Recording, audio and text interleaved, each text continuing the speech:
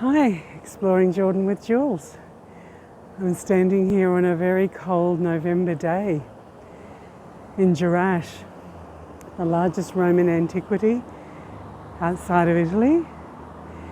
It has only been about 10-15% excavated. There's a lot of amazing stuff here at Jerash. Give yourself a couple of hours when you come to visit. If it's a really hot day, drink lots of water, wear sunscreen. Today it's just going to be very cold because the wind's going to be 14 to 21 wind speed.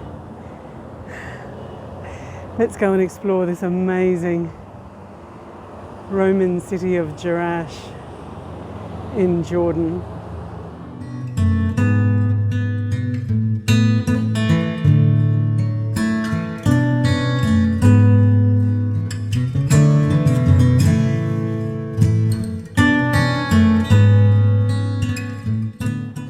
When you come through Hadrian's Arch here at Jerash, you are greeted by three things. You are greeted by, I'm going to call it a necronium, so I'm not sure if it genuinely is. It's basically a grave site. So there is graves dug into the ground. You have the Hippodrome, where they would be racing horses. And you have the remains of a church. The Church of Marianos is a typical Byzantine church from about 570 to 749 with absolutely beautiful mosaics. So this is why one of the reasons that I say that this is such a great antiquity.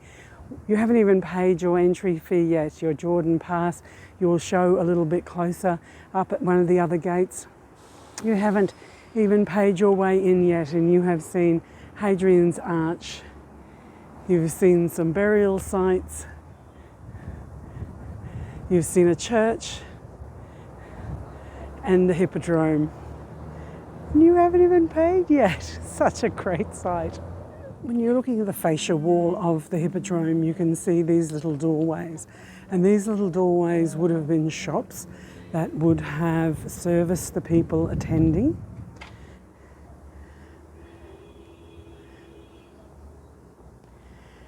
And those arches just there are the seats and stairs of the Hippodrome.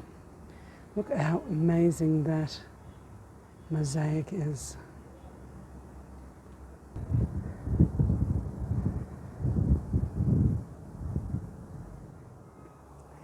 There's elements of the Hippodrome that have been restored. So the Hippodrome is 265 metres long and 50 metres wide and would seat about 17,000 people. So you can imagine the roar and the smell of all of those people all in the one place. When it comes to Jerash, Jerash probably only had a population of about 20 to 30,000 people, but it was on a major trade route, so there would have been people coming and going all the time. And when we walk down the Cardo, you can actually see the wheel ruts, you can see the hydrometry, what is the water thing? The water channels and the water drainage system, and you see the intersections of the road. It is just the most amazing antiquity. So under the stairs of the Hippodrome, I indicated when I showed you underneath one of those shops that those ridged areas were the stairs and the seats. And here you can see where the seats are no longer there, but you can still see the architectural structure that would have supported those seats. So I've moved to the other side. You can see these arch structures, and you can see where the chairs were previously on the other side. I always like moving to a space that I've never been before, and here I am at a different place here at the Hippodrome, 265 metres by 50 metres. That would have sat 17,000 people. This is the Hippodrome at Jerash. You don't need a tour guide to show you around Jerash. Just do your research before you come. But if you did, there is a little booth just here, and there are guides that can speak 5-6 different languages.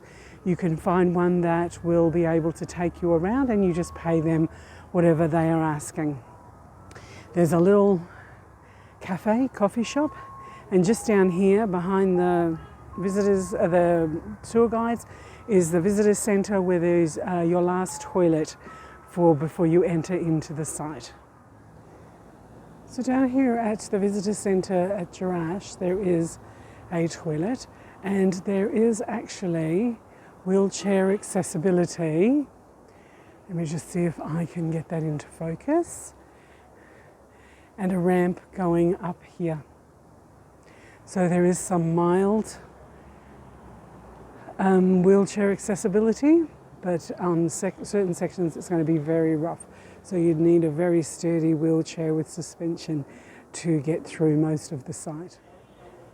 So I've been wandering now for about 45 minutes, and I've only just had to scan my Jordan Pass here at the little ticket centre, which is at the south gate. So we'll wander through the south gate, we'll see the little souk, you will see the temple of Zeus. In the distance you see the temple of Artemis, and right in front of you you will see the big square, the circle, and the Cardo, the main street going straight through the middle of Jerash. After coming through the south gate, you'll be greeted by this row of shops, a little souk. You will be greeted with a garrison. You will be greeted with the start of the temple of Zeus. And if I walk over here a little further, you can just see the top of the southern amphitheatre. Just start to see the top of the south amphitheatre. In the centre of the oval plaza, which is just a magnificent structure, you can see the temple of Zeus, the southern amphitheatre, and you can see the mouth, the entrance to a main street, which is the Cardo. Normally what I would advise people to do is I would advise them, once they come through the south gate, to go straight up to the temple of Zeus, go to the amphitheatre, walk across the top to the Christian churches of, I'm going to get it wrong, Cassius and somebody else, and then head over to the temple of Artemis. Then make your way down through the Nymphoneum, the water area, to Cardo, and come back this way. But I'm going to do it differently this time. I'm going to go straight down to Cardo, and I'm going to go to the north Triquilium, the north gate, because I've never been there before. And today is things that I've never done before while here at Jerash for the 4th or 5th time. When you are walking down the Cardo, you are going to see several different things, and if you aren't vigilant, you will miss them completely. What you will see is there is some pavers going in a different direction. That is a crosswalk. What you will also see is little circles in the middle of the pavement, and that is the water drainage system to the underground water system. Another thing to remember is that the width of the whole Cardo would normally have been flat. It just looks like this because of centuries of earthquakes and erosion, etc. But it would have sloped, it would have had a camber on it, so that the water would have come down here to the side. And the other thing that you will notice is, why aren't the pavers going in the one direction? They're at an angle, and that is once again for water drainage. So the water can drain to the side and come off the central curve of the roadway. Exactly the same as what happens now on modern roads. There's a guide showing these people what a floating column is. What he has done is he has put a spoon or something like that into the space in this column, and you will see that it is wavering, and that is a floating column. It isn't actually attached, or there's no mortar holding it down. And so what he is demonstrating there, and you can see this really well at the Temple of Artemis, is a floating column. So you put a spoon and the spoon will oscillate because of the floating column. After coming from the Oval Plaza, you come down the Cardo and you will find 4 large columns, and these are the tetrapylons. This is the crossroads, 4 roads coming from 4 different directions right to the centre of Jerash. The crossroads from 4 different directions. Amazing. Surrounding the tetrapylon are little shops, souks, stairs going up to other buildings, a drainage system. It's just architecturally the most amazing space. Heading north on the Cardo Maximus, you can actually see better examples of the wheel ruts from the wheels of the wagons over the centuries. And we're going to head down there to the North Gate. When you're exploring this amazing space, don't forget to look around in all directions. Don't forget to look and find the little niches or the stairs. How are people going to get from this surface up to the shops and temples, etc. that were up there? They're going to need little stairs. What could these niches been used for? Maybe they were for lighting, put it in an oil lamp or something like that. Or maybe it had a figurine of one of the gods. I don't know, I wasn't there, but I can see it today and I think it's pretty amazing. So if you were coming into this area, you'd be coming for a specific reason, and we would like this one. This one is the entrance to the temple of Bacchus, the Greek god of wine. We love Bacchus. Water is vital for the existence of any population, and this little space is the Nymphaeum. You can imagine all of the waterfalls cascading down with water, and people would be coming here to drink, collect their water. Very important space, the Nymphaeum. Walking down the Cardo Maximus, the Cardo, I have just realised something pretty interesting. Other than the crosswalks and the water system, I'm looking and I can see normal touristicos, normal tourist people, and no Instagrammers, no big red and yellow flowing gowns for that amazing Instagram photo. So clearly the crisis over in occupied Palestine has stopped those influences coming. So the people that are genuinely coming here are genuine visitors and tourists that want to get to know the area. Wonder if it'll be the same when I get to Petra. No huge flowing dresses that you would see on the Isle of Capri or somewhere at a beach. Genuine tourist visitors. So good to see everybody coming to visit Jordan.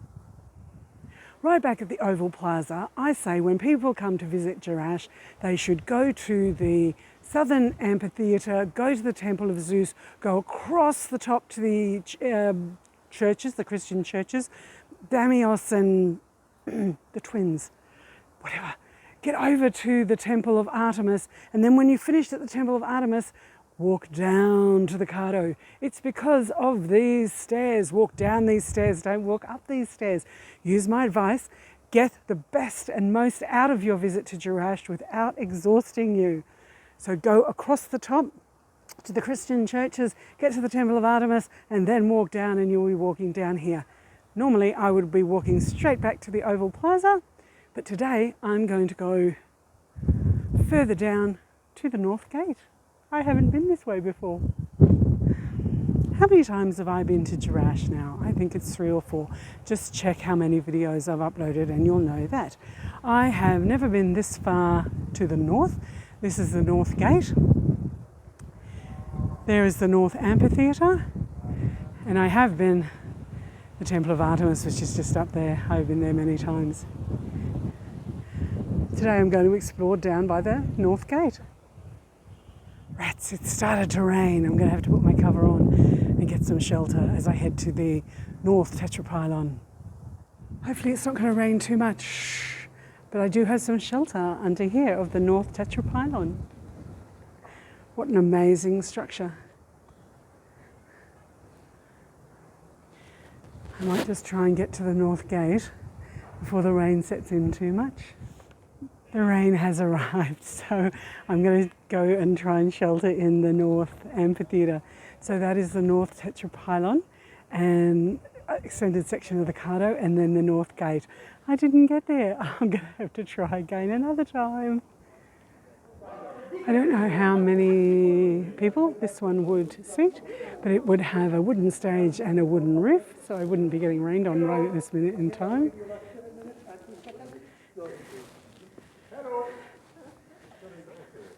But you would have lights down here to illuminate the stage. And I don't imagine this would be the original, but that is going to be the best space to be able to amplify your voice.